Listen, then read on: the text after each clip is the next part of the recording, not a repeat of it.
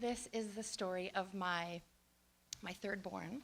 I have a now 5-year-old, a 2.5-year-old, and this 2-month-old.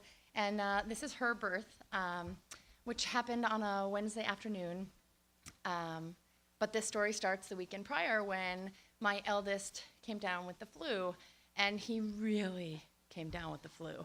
And at this point in my life, I'm spending most of my days with my children, and so I spent my days taking care of my flu kid and doting and tending and trying to help him to feel better. And so, of course, as Tuesday he started to kind of turn a corner and improve and feel a little bit better, I started to tank. And I was like, oh no, I am like 2 days shy of my due date and like out to here with like a third pregnancy. And now I know it. I know this is the flu. I can feel the aches in my knees, and I feel so fatigued, way more than I should be feeling even for being due to 2 days later.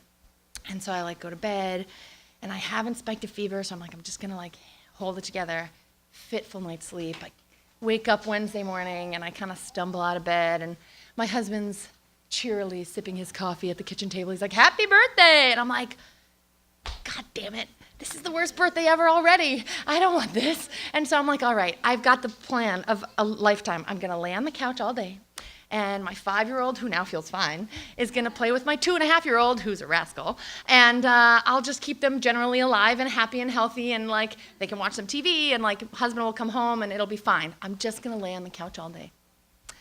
So he leaves, and I hear crying. And I was like, ugh. My son, 5-year-old, is crawling out of the bedroom. I can't walk. What? I'm like, hold it together. What do you mean you can't walk?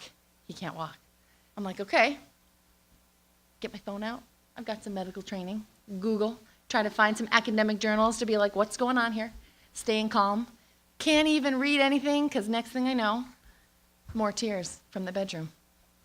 2.5-year-old burning up. I'm like, the tears just come. I cannot take it. My husband, through text, gets the message and comes home. And this has all happened within 1 hour of his leaving.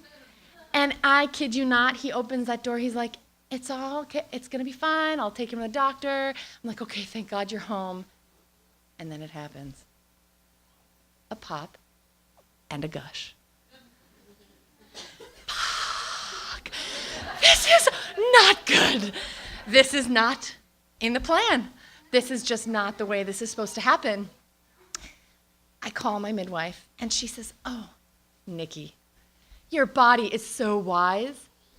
You may not even contract till tonight, tomorrow. Like, it's okay. Go take care of your kids. Like, it's going to be fine. You mean like the contraction I'm having right now? She's like, oh, okay. So maybe not. Cool.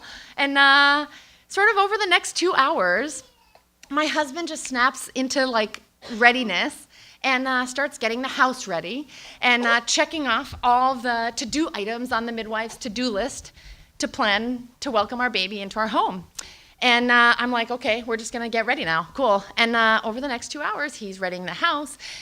2 midwives and a doula arrive, and I'm like, all right, everything's ready, except me. I was like, oh God, I have got to get my head in this game. And so I go in the bedroom and I listen to some birthing day affirmations. Thank you, hypno babies. And my midwife, my doula actually, suggests like, do you want to take a shower and try to like separate out all these things you're thinking? I was like, yeah. And I teach a little childbirth, and I know that like what gets the baby in gets the baby out, and oxytocin is a really powerful hormone. And so I actually share an intimate moment with myself in the shower, trying to get my labor going. And I get out of the shower and I go back to bed, and I'm like, I'm really exhausted. I'm gonna lay down. And apparently I was laying down for like 2 whole hours, and I felt like I'd had like maybe a handful of contractions in that time, and like a whole day's rest kind of thing going on there. And my midwife comes in and she's like, maybe it's time to get up. And I think I'm like in early labor, and I'm like the watched pot that's not boiling, and everybody's just watching and waiting. And I stand up at her recommendation, and instantly I'm in transition. I have the most earth-shattering, horrible contraction I feel like I've ever had in my entire life.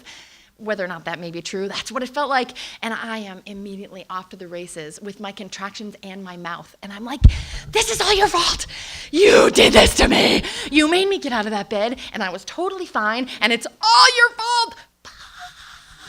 And I'm like waddling as fast as I can to the shower, and it's not happening. And I go and I'm trying to get back in the bed, and that's not comfortable. And next thing I know, I like slide down onto her birth stool that she's brought, and my doula's behind me, and I'm digging my nails into her legs, and there's a midwife up here, and I'm gripping her hand like a death grip, and there's a midwife between my legs looking, waiting for this baby.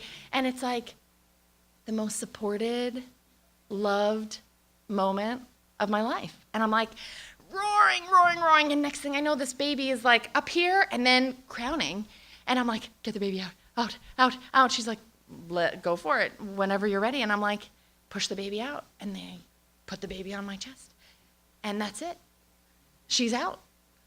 And they help me back up onto the bed, and I squirm back up onto the bed to get comfortable with her on my chest, and it's all over in the flash of maybe 2-3 hours of hard work on my part, but it didn't feel that hard. I felt loved. I felt safe. I was well cared for. I trusted my providers. They respected me. It was the most positive birth experience I could have ever imagined. And yet, in the end, like, I still had the flu. Thank you.